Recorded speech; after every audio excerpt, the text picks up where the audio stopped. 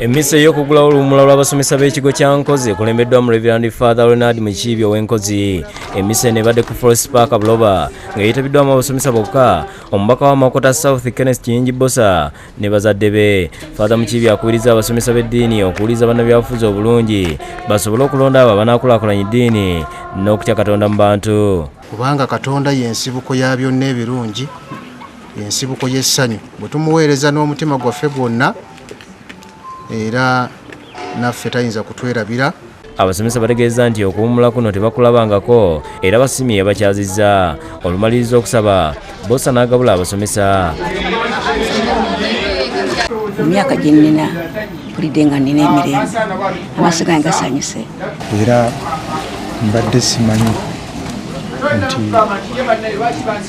waliwo Mukama engeri yawa abantu be nga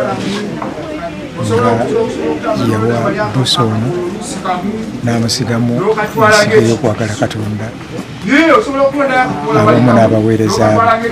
Ate atwala amakanisa ga Seventh Day mu Gombola Nakawa, omusumba w'Osaba Josiah akuutidde abakkiriza okwagala ennyo Katonda kuba ye yekka akyusa embeera. Yesu nga bwe yaddira amazzi aganaabwamu ebigere bwe yagakwatako n'agakyusa ne gafuuka omwenge omulungi omusu ogwawo mu kusinga omwenge gwonna ogwali gubaddeko.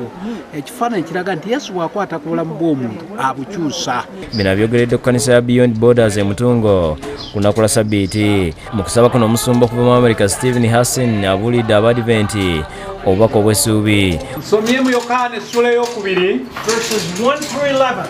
olunyolusa okusakula 11. It's one of many stories in the Bible. Wega mulimu ebyafaayo bingi nnyo mu byawandiikibwa ebitukuvu. Waliwo n'abaweereddwa amabaluwa oluvannyuma lw'okusoma ku ngeri ey'okubudaabuda abalina akawuka akalwaza Mukenenya. Iyo kwaya ya St. Cecilia ey'Okkereziya Lutike Ekinde etandise ebikujjuko byayo ebyokweza emyaka 25 bukyetandika. Wabula abaddukanya kwayo ne bammemba abali mu kato olw'ensimbi ezigula ebikozesebwa ezikyabuze. Wetuukidde ku Kkereziya Lutike Ekinde nga bammemba ba St. Cecilia kwaya bali mu kwegezaamu mu nnyimba ez'enjawulo.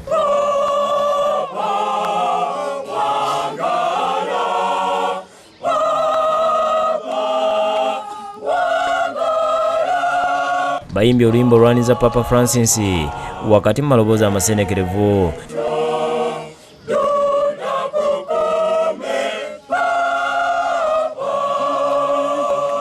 Era mu nteekateeka yaffe ey'omwaka guno gye tugenda okubeera nayo okulaba nga omuyimbi alina pulojekiti eyiye n'ey'ekibiina etuyamba okutambuza obulungi. Okuva lwe twatandika kwaya eno njenyumiririzaamu nnyo olw'ensonga njeyagaliramu nnyo kyekikulu ekisooka, ate ne tubeera nti tulina ebirungi bye tugifunyemu.